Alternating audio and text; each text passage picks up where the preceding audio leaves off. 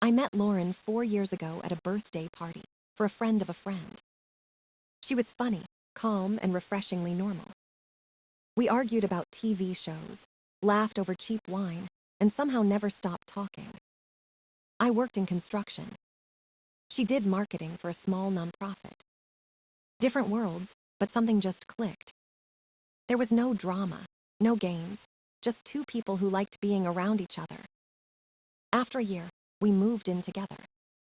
A small 2-bedroom place just outside the city. I paid most of the bills, but I didn't mind. She brought warmth to every corner of that apartment. Our weekends were simple.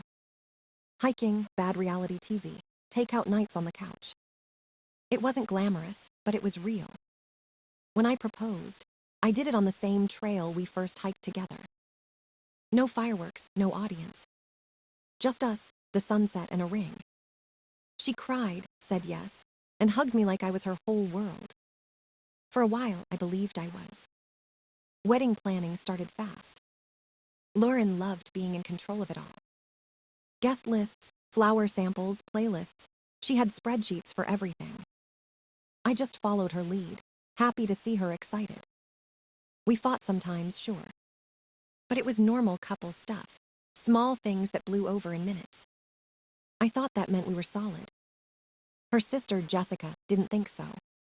From day one, Jessica had this way of smiling that didn't reach her eyes. She'd ask questions that sounded harmless but cut deep. Are you sure you're ready for marriage? Lauren deserves someone who keeps up with her. I laughed it off at first. Lauren told me not to take it personally.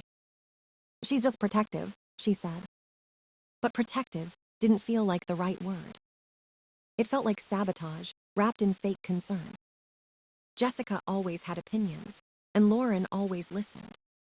At family dinners, I could feel Jessica's eyes scanning me, judging every word. I kept my cool. I didn't want to start problems. But it got harder when Lauren started echoing Jessica's doubts.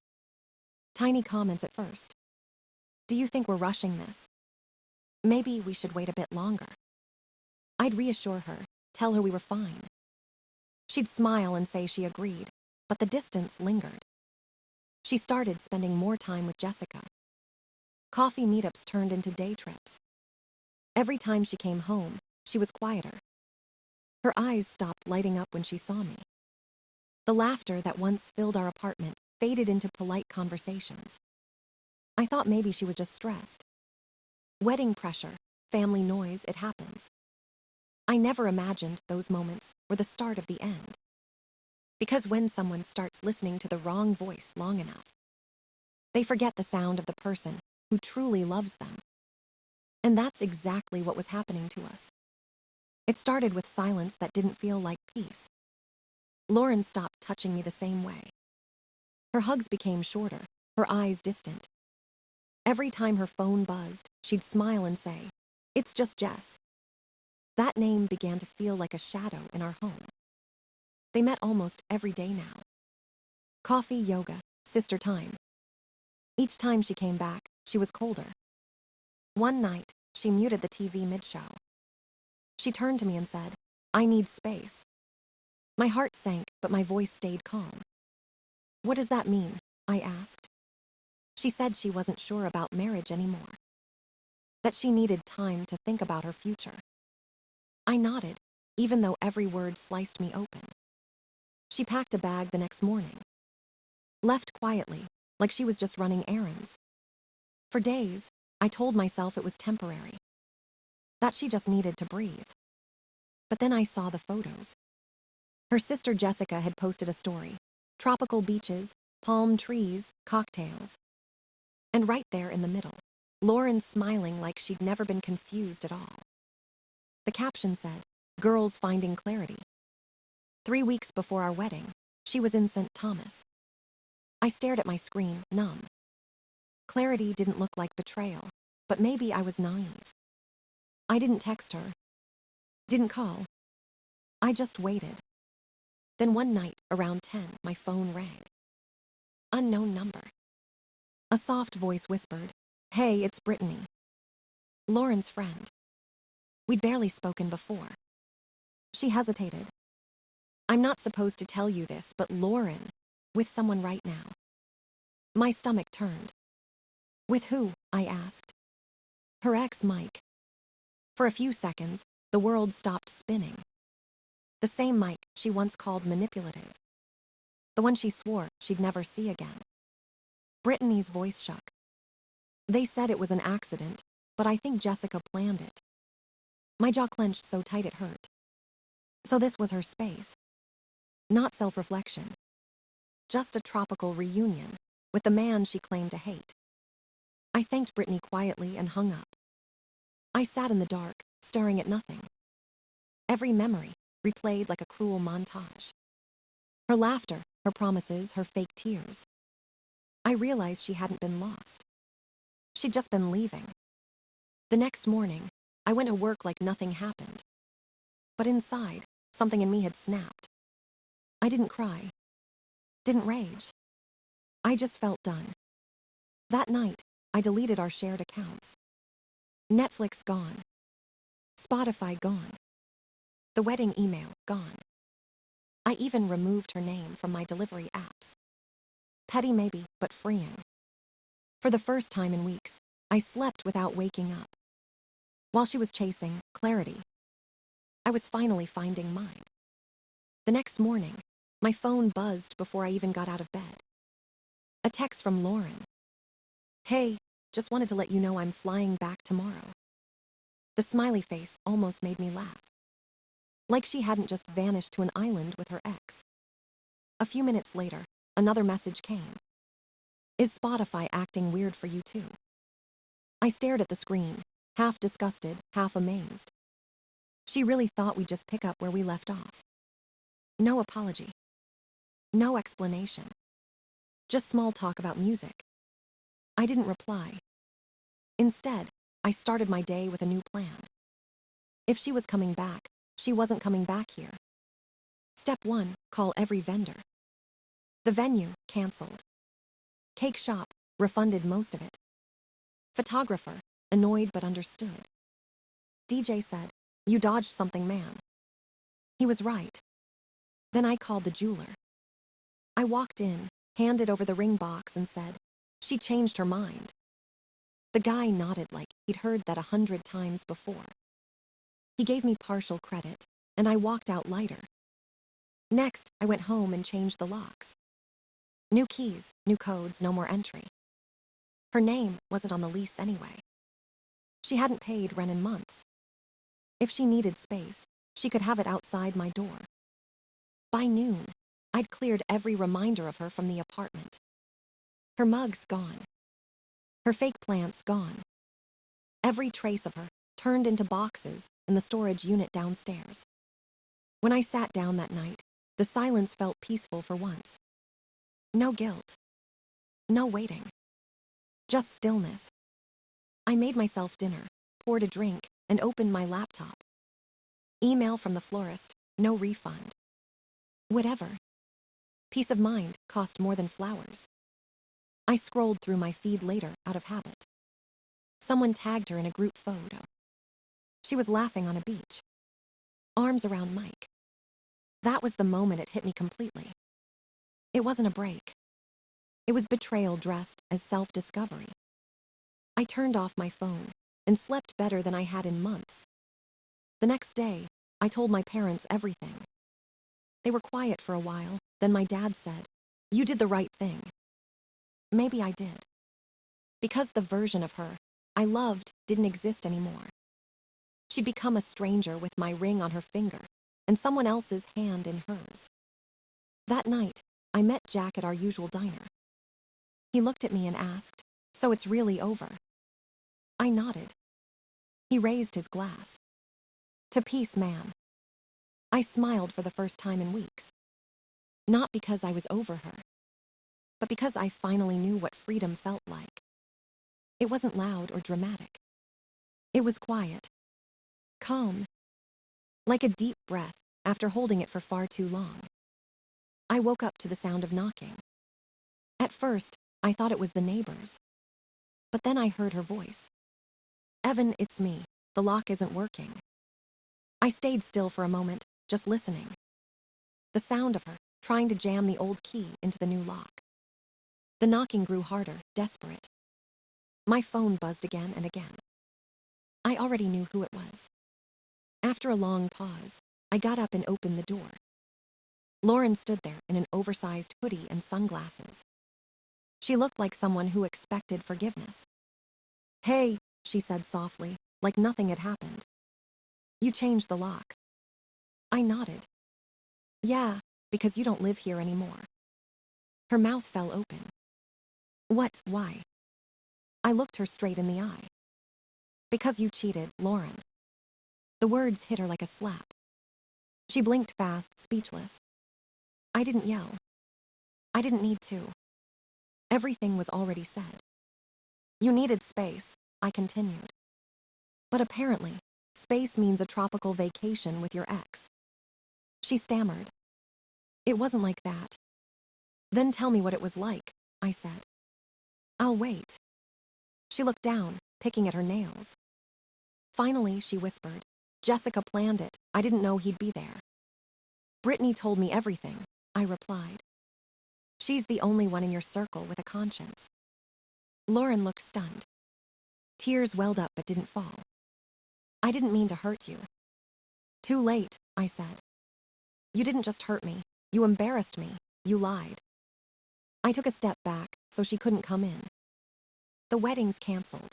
The vendors refunded. The ring's gone." She covered her mouth. "You returned it." "Yeah, I don't keep souvenirs from betrayal." Her shoulders dropped, and her voice trembled. "I didn't sleep with him."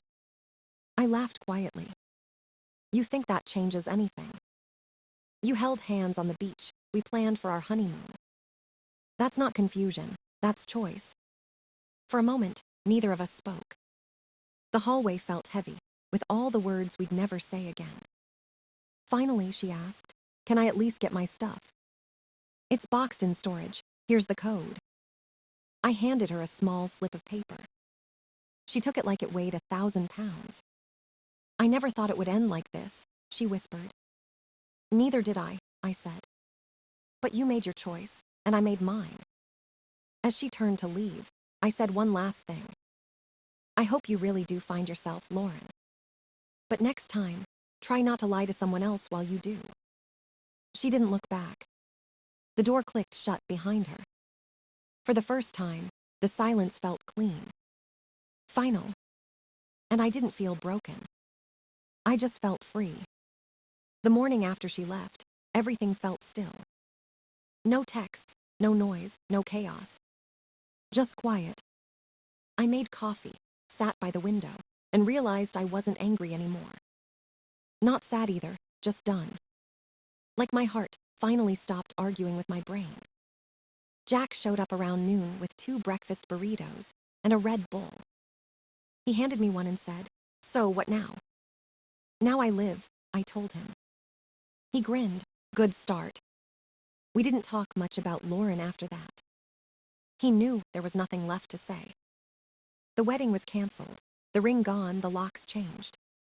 It wasn't closure from her. It was closure from me. Over the next few days, I started cleaning everything. Deleted old photos. Threw away her leftover things. Every item gone felt like another breath of air.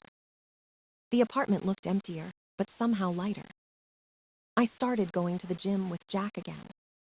Lifting until my arms ached, until my thoughts went quiet. Each rep felt like I was pushing the past out of my system. I wasn't chasing revenge. I was chasing peace. Nights got easier too. No more wondering where she was, or who she was with. No more refreshing social media, hopping for answers. Just sleep. Real, deep, dreamless sleep. One weekend, Jack dragged me to a small backyard party. I almost didn't go. Crowds felt exhausting. But I went anyway. That's where I met Emma. She wasn't dramatic or loud. She didn't ask questions about my past. She just talked to me like a normal person. We joked about bad music and burnt burgers. She laughed when I told her how my ex ran off to an island for clarity. At least she gave you back your Spotify, Emma said, smiling. I laughed for real that time. It felt good. We didn't exchange deep promises or numbers right away. Just a simple, see you around. And that was enough. Because for the first time, I wasn't desperate to fill the silence. I was okay being alone in it. The following week, I fell into a new rhythm. Work, gym, meals, sleep. Simple things. Ordinary things. But they felt like freedom. Every morning, I woke up lighter. Every night, I fell asleep without checking my phone. Sometimes I'd think of Lauren, but not with anger. More like remembering a movie I'd already finished. It didn't hurt anymore. It just existed in the past, where it belonged. People always talk about closure like it's something you get from someone else. But sometimes, closure is just silence that finally stops echoing. And in that silence, I found myself again. It had been weeks since I last saw her. Life was quiet again. I was back at the gym, back to work, back to breathing normally. Jack and I met at the park one afternoon. We were sitting on a bench eating burritos, talking nonsense. The sun was out, kids were laughing, everything felt normal. Then I heard music. Loud, cheerful, completely out of place. Jack frowned. What the hell is that?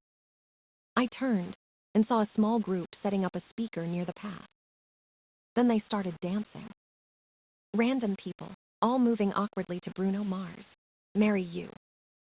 At first, I thought it was just some street performance. Until I saw her. Lauren stepped out from behind a tree, holding a giant white sign. The words read, "Can we try again?"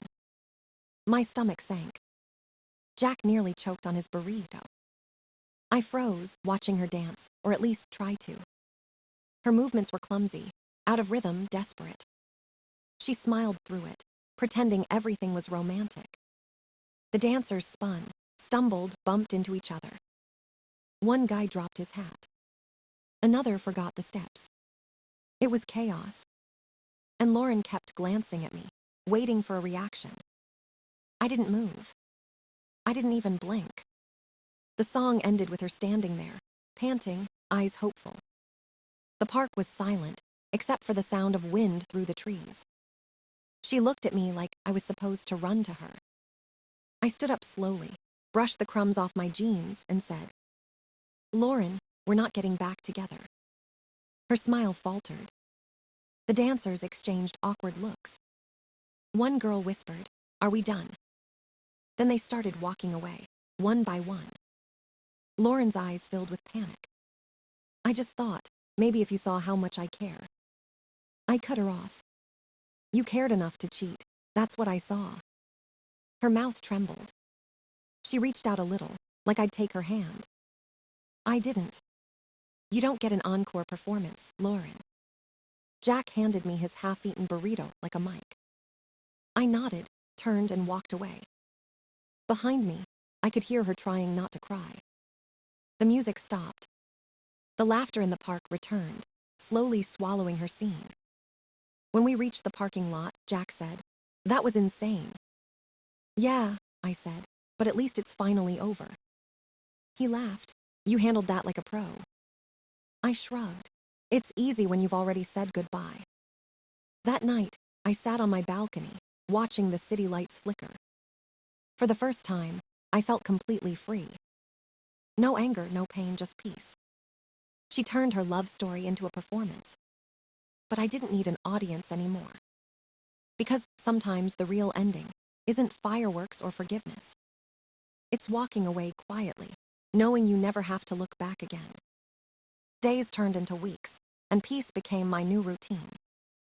No texts, no flash mobs, no drama knocking on my door.